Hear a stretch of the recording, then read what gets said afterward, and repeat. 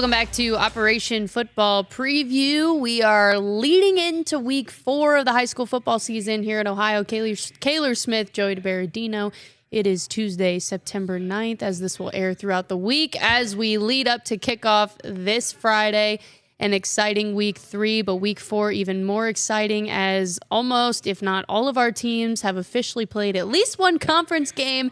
The big conference set to start this Friday. Yeah, that's right. And it's, the GWalk is, as we talked, is the best conference in the state of Ohio to many people's opinions, but to definitely ours here in the Miami Valley. We see how competitive this league is constantly, and we get our first taste of it finally. It's, the first 3 weeks are always hard to tell, how good these teams are going to be, what their potential is. Going in against these non-conference foes, from Cincinnati, from Columbus, Indiana, even. So now we get a chance to see what these guys are made of, and it's a really good slate too. Starting it off here for week 4 in the GWalk, you got Fairmont at Centerville, Springfield at Miamisburg, Beaver Creek at Northmont, Springboro at Wayne. So really, on paper, a really kind of evenly matched grouping for this first one. Obviously, our game of the week, Springboro at Wayne. We're going to get to that one in the second portion of this Operation Football Preview show. But plenty to talk about in the GWalk, and we're going to dive in a little bit more that a little bit later on. But we start kind of as we have for this Operation Football Preview segment, recapping the Friday night from before. So we take it back to week 3, and we saw a pretty one-sided, kind of lopsided game in that game of the week between Xenia and Butler, something we didn't maybe expect. Obviously, when you pick the game of the week, you think it's going to be, a pretty thrilling shootout. And what did we say last week? The last several had been decided by one score. I think the last 2 in really a row close. had been decided by one score. So the fact that it was a complete blowout, and not even just a blowout, a shutout, was surprising. All right, yeah. Last year it was Xenia winning 25-17. 2023, Xenia lost 28-21, so Butler won that one by 7 points. 2022, Xenia won 35-20. We'll go back one more to 2021. Xenia won 40-34. So high-scoring affairs, too, at the last handful of years has been. But, Xenia coming out in top. And Butler was rolling, too, going into that game. Butler was undefeated at 2-0 after a 17-0 win over Franklin. And then a very narrow, kind of surprising narrow win over Stebbins. Stebbins had 2 major late touchdowns in that game, but Butler hung on to one 27-21. But Xenia comes in and at Vandalia Butler Stadium and hands Butler their first loss of the year, 20-0 in shutout fashion. And you had talked to both teams, obviously, leading up to that one, and it would not seem that how much animosity and how much hype there was that it would have gone the way it did. Yeah, and they both kind of acknowledged the fact that this game was going to be really important when it came to the Miami Valley league standings. Right. So could we see Xenia roll on from here and go and win the title? Or if maybe Xenia loses one game and Butler wins out the rest of the year, ended in a tie. Is the MVL one of those leagues where they go head-to-head at the end? No, so the MVL is the tie one. So if you're from 2 years ago, 2023, we had that 3-way tie in the Miami division. So each division grants a conference champion. So and then you can just get a share of it. You get the share of it, right? So in that case, in 2023, Troy, Tip, and Butler all finished 8-1. They all shared it. Last year, it was that exciting Tippecanoe and Xenia game in Week 10. Obviously, they're in opposing divisions in the MVL. So even though Xenia lost to Tip, and it was their one conference loss, Xenia still is the Valley Division champion. Are Xenia and Butler in different divisions? Xenia and Butler are in different divisions. Okay, so they both still can win. They both are still. So scratch what I said before. Well, I mean, Xenia is still 1-1, along with Stebbins and Fairborn. So 3 teams in the Valley Division, all 1-1, tied in conference play. And all 3 teams are actually 2-1 too. So the race is tight there. Now Xenia, yes, should be the team that emerges of those 5 teams of West Carrollton, Sydney, Xenia, Stebbins, and Fairborn in the Valley Division. Mm-hmm. That should be Xenia's to take this year. So the Miami Division will be a lot more competitive. Miami Division typically Correct. It is a little bit more competitive with Tippecanoe, Troy, Butler as kind of your big three. And Tip is the only undefeated team in the entire MVL. Correct. Yeah. Tip is 3-0, coming off a 55-7 win over Fairborn. Tough loss for Fairborn, but that was their first of the season. So good to see the Skyhawks starting 2-0, but they're now 2-1. So yeah, I mean, it's Tippecanoe and Troy are the only two undefeated teams left in conference play. Okay. Both of those teams, obviously it was Troy who handed Xenia their first loss, and maybe to a surprising fashion too, 24-14. Maybe anybody outside of Troy might not have seen that one coming, but the Trojans certainly fought hard in that one. So yeah, Tippecanoe Troy, that one going to be coming up week 9. So we're a little ways out from that one. So we'll have to see where the MVL shakes out from there and maybe some of the other conferences. But that one has all the makings for a game of the week there for week 9. So it's tips to lose. It's tips to lose at this point. But still early, but still early. But yeah, Troy and Tip tied in the Miami division. So if it ended today, Tip and Troy would share the MVL title in the Miami division, and if it ended today in the Valley, it would be Fairborn, Stebbins, and Xenia all at 1-1. Because there is no head-to-head. That is in the Swabble. So I wish we've talked about this before, Kayler, and trying to get you up to speed how they do things here, but I wish they kept it consistent. Every conference does it differently. Every conference does it different. I wish they all did it like the GWalk.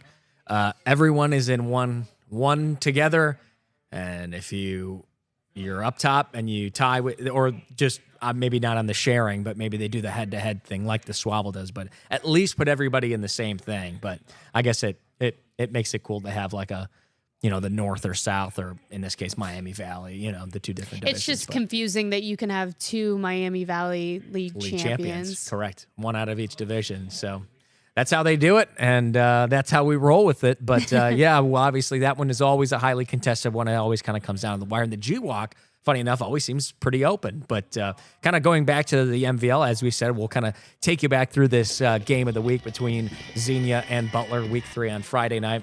We talked about it all week long, especially in the preview. Kayler, you've gotten up to speed too about how deadly this run game is from the Xenia Buccaneers, leaning on Deontay White.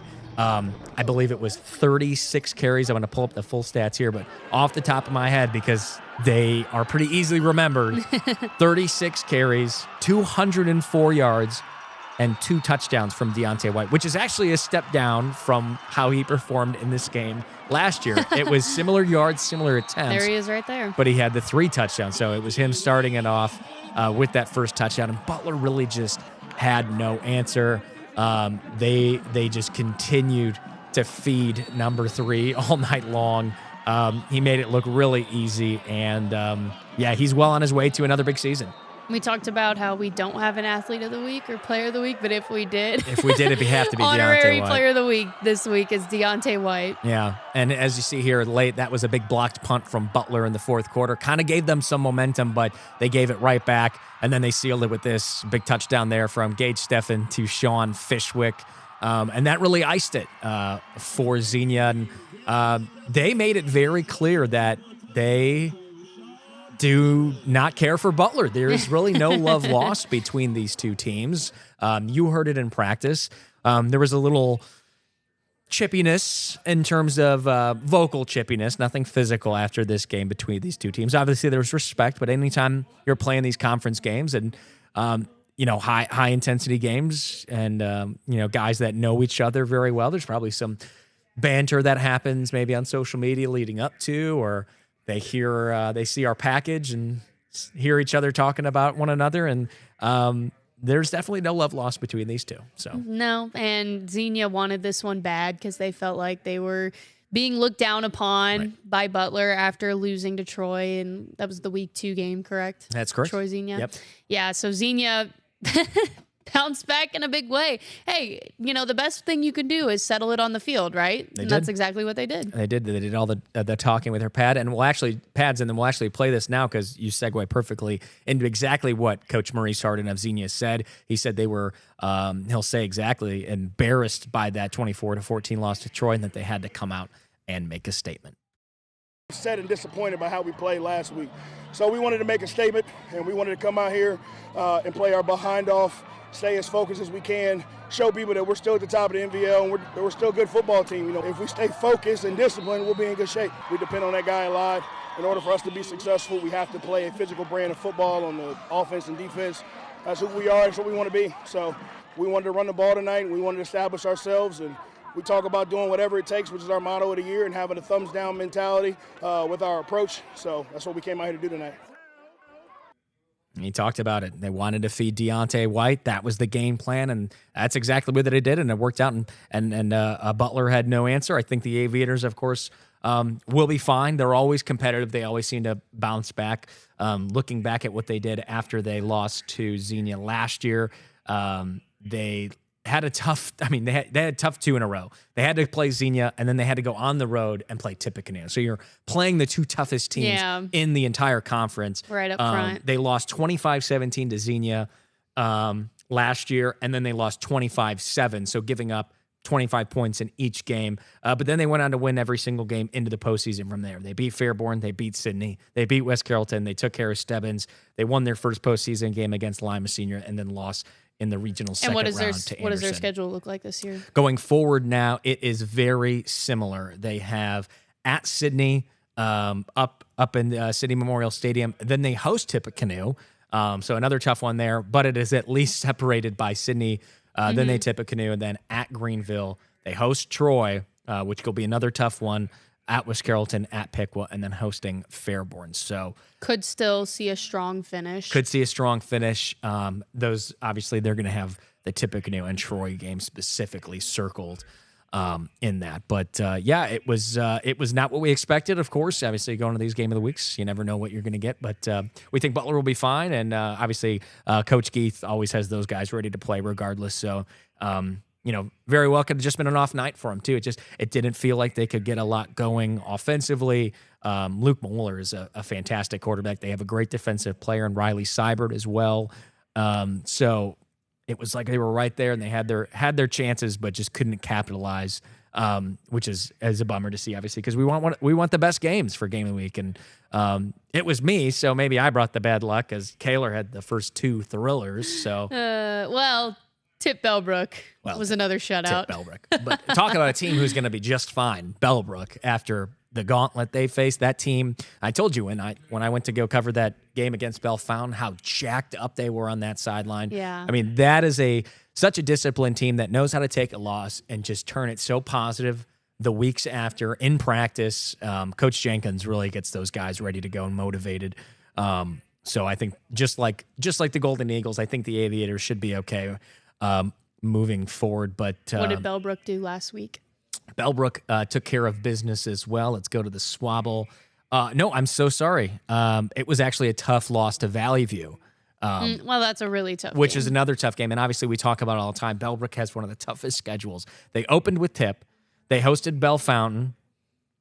They played at Valley View. And then they have the 2 GCL teams at CJ and then at Alter before they get back into Swabble play. So the Golden Eagles always make it tough for themselves. So they are playing at CJ coming up this week. So, if you're CJ, you got to be like, man, Bellbrook always plays really good after a loss. And you forgive me for asking so many questions. I was out of town this weekend for our viewers. Did CJ get their first win? CJ, last week?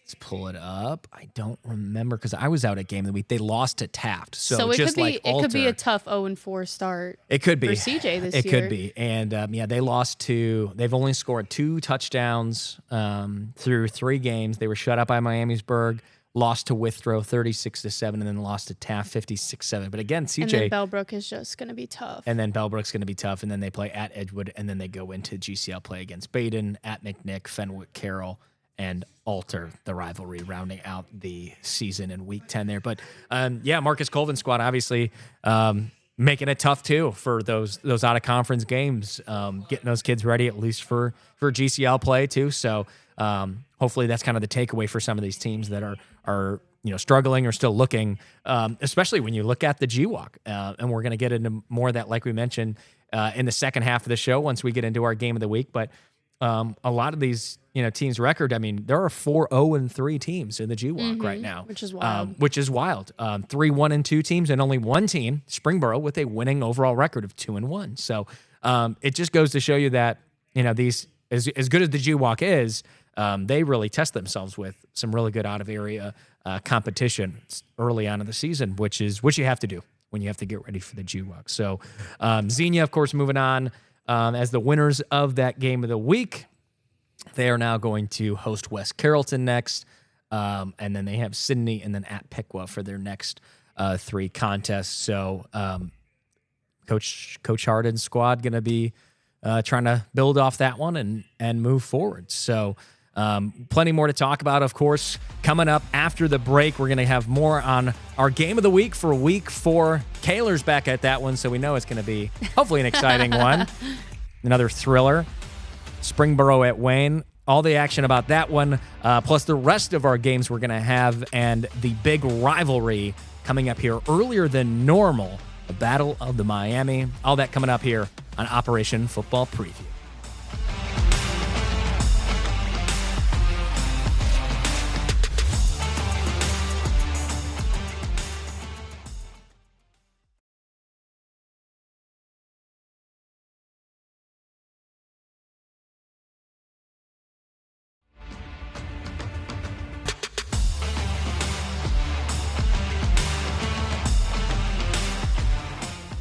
Welcome back to Operation Football Preview. We are looking ahead now to week 4 of the high school football season, and our game of the week takes us to the GWalk for the first-ish time, a first GWalk game of Correct. the year for us here as the game of the week, and it's between 2 contenders. We've got 2-1 Springboro against 1-2 Wayne.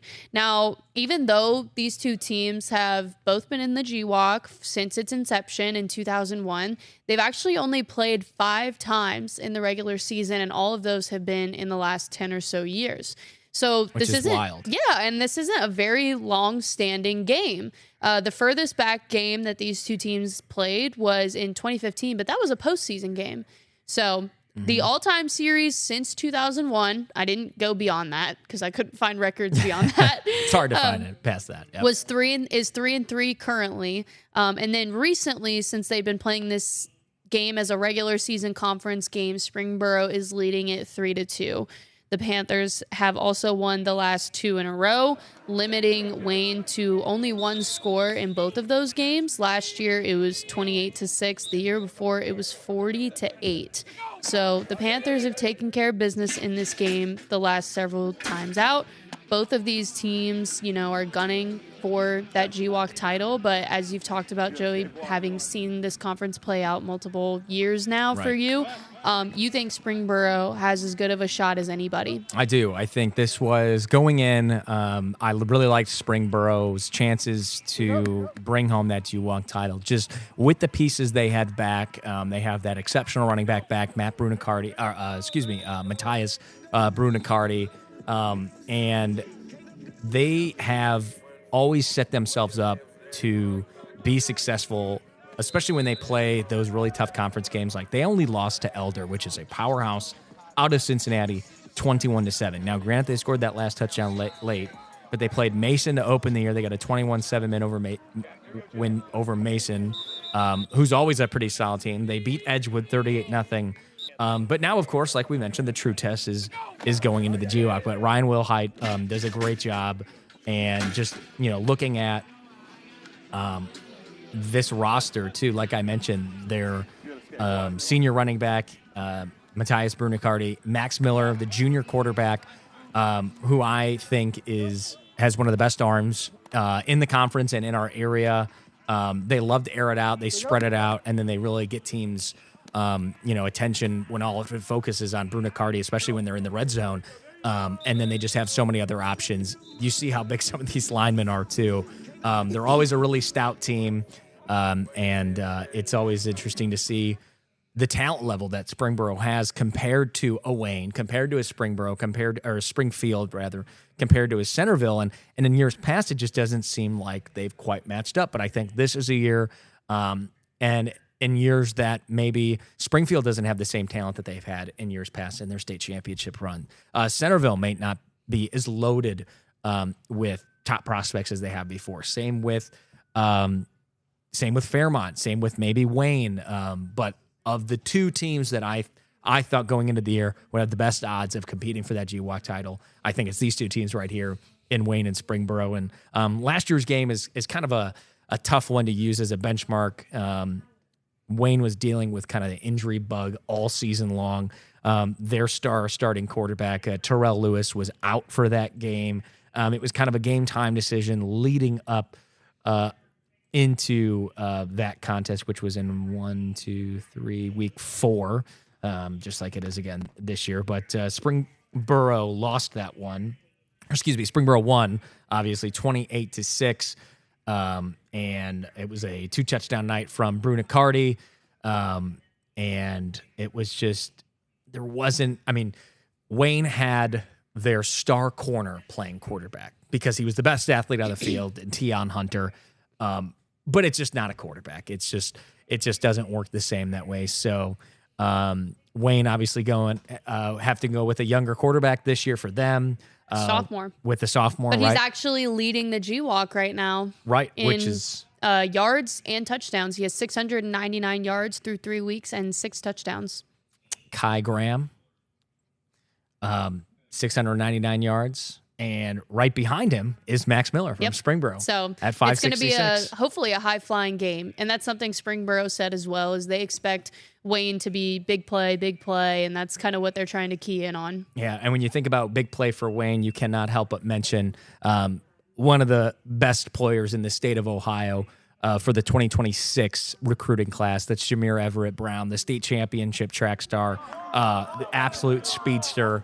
The kid is so talented, one of the most exciting players in the state, and of course he's going to none other than The Ohio State University. So anytime you get a local guy around here of that caliber going to be one of the top recruits for the Buckeyes, there he is, number 7, is pretty exciting. And Coach Roosevelt Mukes and the Warriors have a lot to be excited for with this matchup, a chance for them to try to bounce back after a tough opening.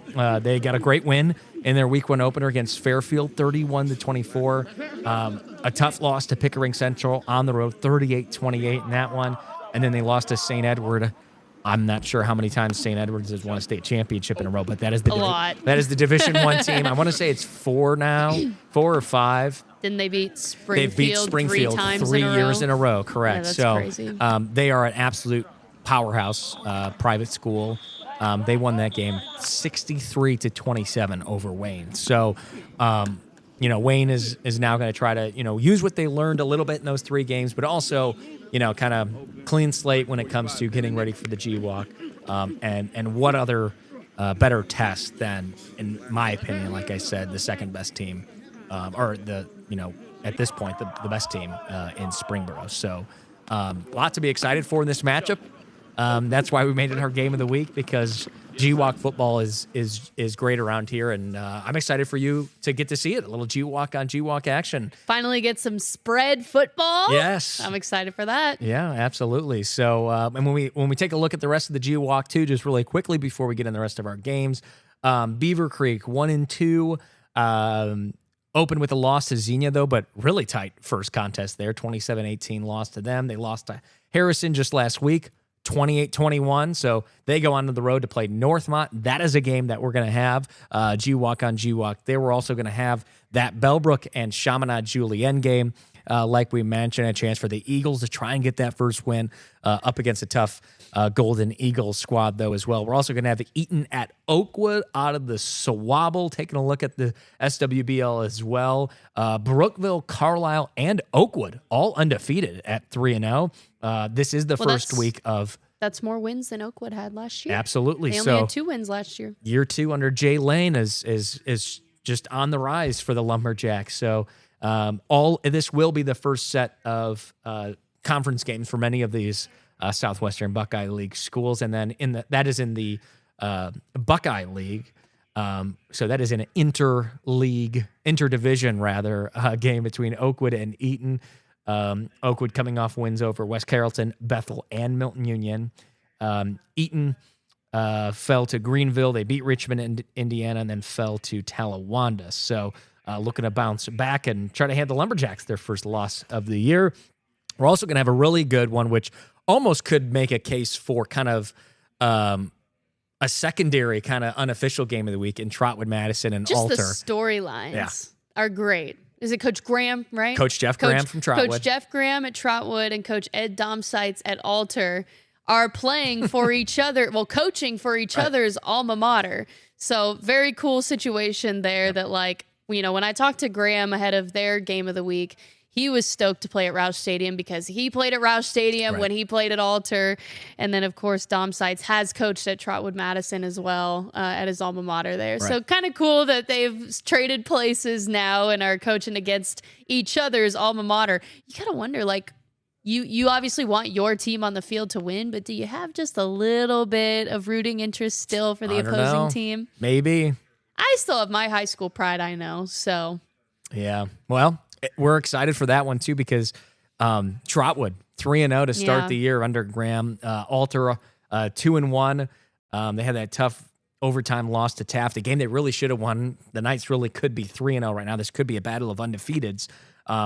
But obviously, Alter starting the year with that exciting kind of walk-off win over Fairmont, which we were at for the Battle of Kettering. And then they beat Linton Stockton out of Indiana, and they shut them out 35-0. So, and I believe, I could be wrong, but Coach Domsites told me they were playing the reigning Indiana state champion. Oh, so that's who that was then. So that's probably right. Is that the only Indiana team they're playing? On their schedule, that is correct. So, yeah. They took down the Indiana state champion. There you go. In whatever division that was in Indiana. Right. 35-0, and it looks like it was a big day for Drew Cripps. 20 rushing attempts, 197 yards, and 4 touchdowns for Drew Cripps. So another honorary player of the week. Player of the week, absolutely. So big night for Cripps and Alter, and it'll be a big night for the Rams at Trotwood. They got all those Division I talent level guys in that front four. It's going to Jamarcus White. It's going to take Jamarcus Weiss. Yes, Weiss. That's right. It's going to take that Alter heart. Yes, I think. Yeah, because we saw it in week 1 against Fairmont. It's going to take that same kind of heart to pull off a win this week. And Trotwood has a fantastic quarterback too. Yeah.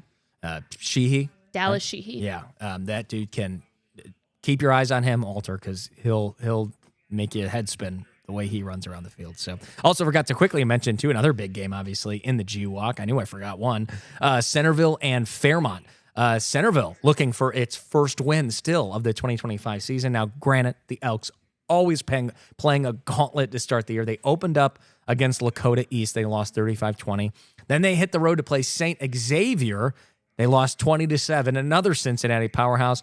And then they went to Carmel, Indiana, basically a college, and lost 48-0. So, oh my gosh, really hard to tell what the Centerville team is going to be made of. They always have talent. They have a great returning quarterback. Their senior leader in Shane Cole. They got big guys left and right. They're always a solid team here in the area. They went to the state semifinals last year to lose to Moeller in a kind of a lopsided game in Moeller's half, but they beat Wayne in a thriller to go to that state semifinal and win the region in Division I. But now kind of really their season begins a big reset for Centerville as they look to try to get that first win, as in Fairmont also looking to try to get their first win this season. Did Fairmont lose last week, too? Fairmont lost at LaSalle. Man. How about poor Fairmont? 24-23. Oh, my gosh. They keep losing heartbreakers. That's 3 heartbreakers in a row to start the season. They lost to Alter 28-21 in the Battle of Kettering, like we mentioned, the kind of the walk-off win. In a last-second, Yep. You were at the game for the game of the week. Sheehy, last-second 2-point conversion for Trotwood Madison. 22-21. Oh. And then at LaSalle, 24-23. Can you see my pain for them? I know. I'm just gutted for them. It's almost like the Cincinnati Bengals of what they did last year. The Cincinnati Bengals started 0-3, and they lost many more than just 3 games, but all those games were really close. And two 1-point losses in a row have to be just really hard to swallow for the Firebirds. So, well, Joey, we're about out of time. We are. Someone's going to come out of that game as a winner. So We're going to be there for it. We're also going to have Covington at Miami East and the 141st Battle of Miami, the most played rivalry in the state of Ohio. Piqua at Troy. Troy leads the all-time series 68-66-6. It's that close. Troy won last year 21-7. We'll see if the Trojans can make it 2 in a row over Piqua. We're excited for week 4 of Operation Football. Kayler Smith and I will be down there on the sidelines for you, and we'll see you right back here next week for week 5 of Operation Football Preview.